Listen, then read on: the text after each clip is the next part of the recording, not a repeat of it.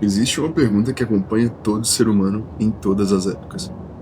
Afinal, qual é o sentido da vida? Alguns tentam responder com família, outros com prazer, outros com sucesso, fama, poder, relacionamentos. Agora imagina o seguinte: e se existisse um homem que tivesse tudo isso ao mesmo tempo? O homem mais rico da história, o mais sábio, o mais poderoso, o mais culto, o mais experiente. E se esse homem, depois de experimentar tudo que a vida pode oferecer, chegasse a uma conclusão chocante? Nada disso o satisfaz.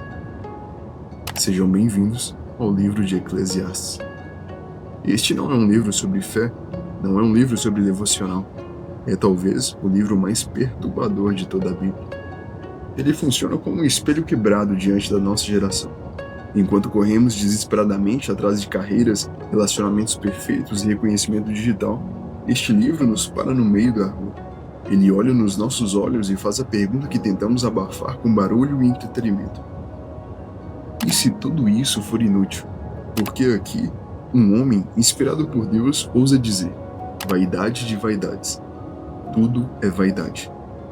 Hoje nós vamos entrar no livro que questiona tudo: trabalho, prazer, sabedoria, religião, sucesso e até a própria vida. E a pergunta que ele nos faz é simples e perigosa: se você alcançasse todos os seus sonhos, isso seria suficiente? O livro começa com uma apresentação enigmática. Eclesiastes 1:1. Palavras do pregador, filho de Davi, rei de Jerusalém. No hebraico, a palavra usada é Coelé. Ela vem da raiz Kaal, que significa assembleia. Coelé é aquele que convoca a assembleia. É o mestre que fala em público, o filósofo que ensina a partir da própria experiência. Tradicionalmente, tanto estudiosos antigos quanto modernos identificaram Coelé como Salomão. E isso faz sentido, porque nenhum outro homem na história bíblica teve tanta sabedoria, tanta riqueza e tanta liberdade para experimentar a vida. Mas aqui surge uma curiosidade importante. Alguns estudiosos acreditam que Salomão escreveu no final da vida, já velho e desiludido. De qualquer forma, a mensagem é clara. Quem fala aqui não é um jovem idealista, é um homem velho, cansado, experiente, que já viu tudo dar errado e dar certo. O evangelista Billy Graham descreve a experiência deste homem como alguém que teve tudo, mas no final descobriu que era apenas uma bolha que estourou. É o diário de alguém que sofreu uma indigestão existencial. E ele decide fazer uma experiência radical. Vou testar tudo que a vida oferece e vou registrar o resultado. Para entender o choque que esse livro provoca, precisamos aprender uma única palavra. Ela aparece logo no início, como um gongo soando em um funeral. Eclesiastes 1:2. Vaidade de vaidades. Tudo é vaidade. Mas na nossa tradução, vaidade é muito fraca.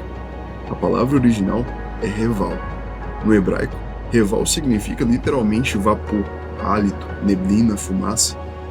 Pense na fumaça de uma vela que acabou de se apagar. Você a vê, ela parece real, mas se você tentar agarrá-la com as mãos, não segura nada. O lexo bíblico nos diz que reval é algo transitório e insatisfatório. Quando Salomão diz tudo é vaidade, ele está dizendo tudo é vapor, tudo é passageiro, tudo é instável. Nada permanece tempo suficiente para satisfazer. Isso muda completamente a leitura do livro. Nós vivemos tentando construir castelos sólidos em cima dessa fumaça.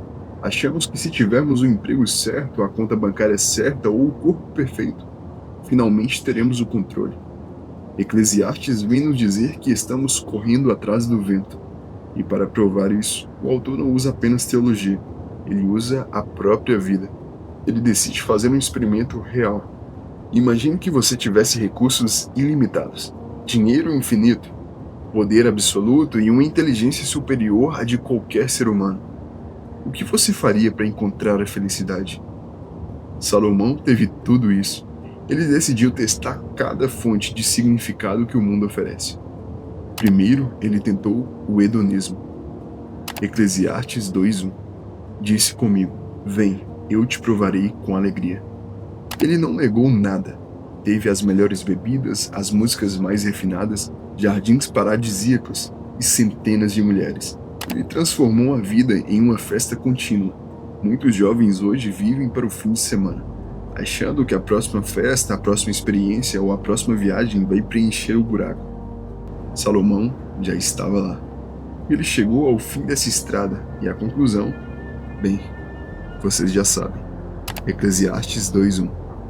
Também isso é vaidade. Como disse Billy Graham, o prazer do pecado dura apenas uma curta estação. E então vem o momento da verdade. O prazer funciona por alguns minutos. Depois sobra apenas o vazio. É como perseguir o vento. Salomão, frustrado com o prazer, se voltou para a realização.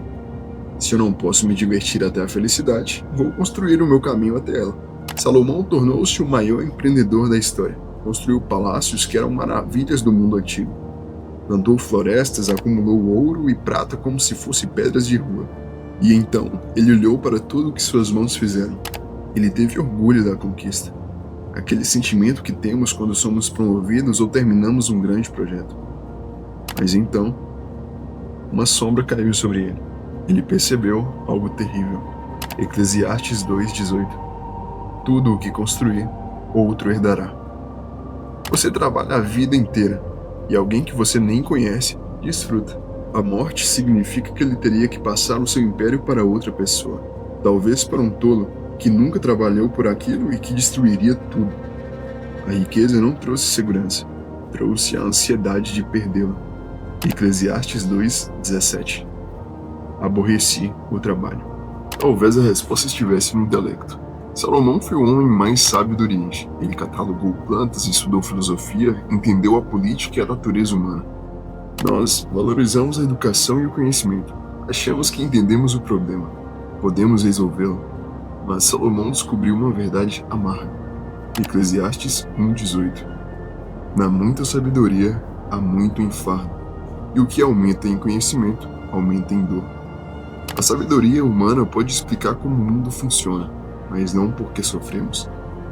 Ela abre nossos olhos para a complexidade do mal e da injustiça, mas não oferece a cura. E pior, o sábio morre exatamente como o tolo morre. A morte nivela o gênio e o ignorante. Também, a sabedoria humana é Ravel. Eclesiastes toca em uma ferida da religiosidade. Salomão constrói o templo mais magnífico que o mundo já viu. Mas ele percebeu que é possível frequentar um lugar sagrado, oferecer sacrifícios e ainda assim ter um coração vazio. E ele faz uma advertência. Eclesiastes 5:2. Não te precipites com a tua boca, e o teu coração não se apresse a pronunciar palavra alguma diante de Deus, porque Deus está nos céus e tu na terra. Depois de testar tudo, Salomão chega a um beco sem saída. Ele se depara com o escândalo da morte.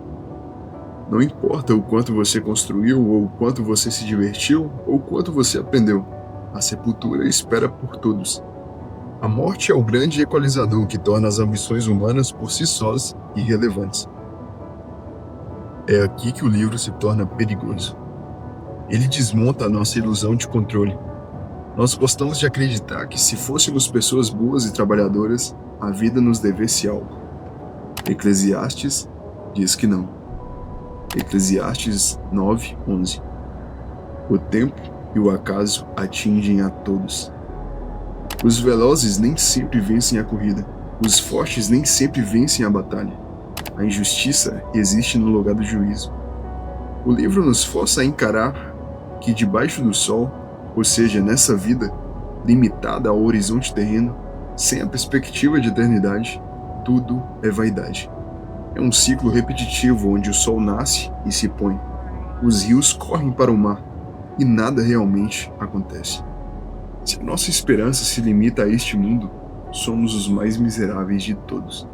Parece pessimismo? Talvez, mas é um pessimismo necessário. É a demolição do nosso orgulho. Armínio nos ensina que a mente humana por si só não consegue encontrar o bem supremo nas coisas criadas. É preciso esvaziar as mãos da neblina para que elas possam segurar algo sólido. Salomão nos arrasta para a lama da desilusão por quase todo o livro. Ele desconstrói cada ídolo que nós adoramos, carreiras, prazer, intelecto, até mesmo religião. E então, quando estamos prestes a cair no niilismo total, ele nos entrega a chave. O livro não termina no desespero, ele termina rompendo o teto debaixo do sol. O pregador nos entrega a conclusão de todo o discurso. Eclesiastes 12:13. De tudo o que se tem ouvido, a suma é esta: teme a Deus e guarda os seus mandamentos, porque isso é o dever de todo homem. Por que isso resolve o problema do vazio? Porque quando colocamos Deus no centro, o Ravel deixa de ser vazio inútil e passa a ser mistério sagrado. A vida continua sendo uma neblina passageira, mas agora sabemos quem controla o vento. Billy Graham disse que a alma humana tem uma indigestão com o mundo, porque foi feita para algo maior. Eclesiastes 3:11. Salomão descobriu que Deus colocou a eternidade no coração do homem. Nós não somos finitos, mas temos sede do infinito. E nada finito, nem sexo, nem dinheiro, nem fama, podem preencher um buraco do tamanho de Deus. Armínio confirma: Deus é o único objeto que pode preencher a mente e satisfazer seus desejos insaciáveis. O temor do Senhor aqui não é pavor, é reconhecimento de que Ele é o Deus e nós não somos. É realinhar a órbita da vida. Quando tememos a Deus, o trabalho deixa de ser um ídolo para ser um serviço. O prazer deixa de ser um Deus viciante para se tornar um presente e ser desfrutado com gratidão. Comer, beber e alegrar-se com o fruto do trabalho se torna dons de Deus. Eclesiastes é talvez o livro mais moderno da Bíblia. Ele fala diretamente para uma geração que tem acesso a tudo, mas sente vazio. Tem liberdade, mas vive ansiosa. Tem prazer, mas não tem paz. Nós temos mais informações que Salomão, mais conforto do que ele jamais sonhou, mas nossos índices de depressão e falta de propósito nunca foram tão altos. E por quê? Porque estamos tentando beber da cisterna que não retém água. Estamos tentando agarrar o vapor. Salomão nos ensina algo profundamente desconfortável. O problema não é que você ainda não encontrou o suficiente. O problema é que nada nesse mundo foi feito para ser suficiente. O vazio não é um defeito, é um sinal. Um lembrete de que fomos criados para algo maior. Vemos isso em Eclesiastes 3:11. Deus colocou a eternidade no coração do homem. Nós somos finitos, mas temos sede do infinito. E nada finito como sexo, dinheiro ou fama, nem sucesso, podem preencher um buraco do tamanho de Deus. A mensagem final de Eclesiastes não é nada importa. A mensagem é nada importa sem Deus. Mas com Ele, até comer ou beber e o trabalho simples se torna sagrado. O trabalho deixa de ser um ídolo para ser um serviço. O prazer deixa de ser um Deus viciante para se tornar um presente a ser desfrutado com gratidão. Séculos depois de Salomão, um outro rei apareceu. Ele disse em Mateus 12:42: Eis que está aqui quem é maior do que Salomão. Salomão buscou sentido e encontrou vaidade.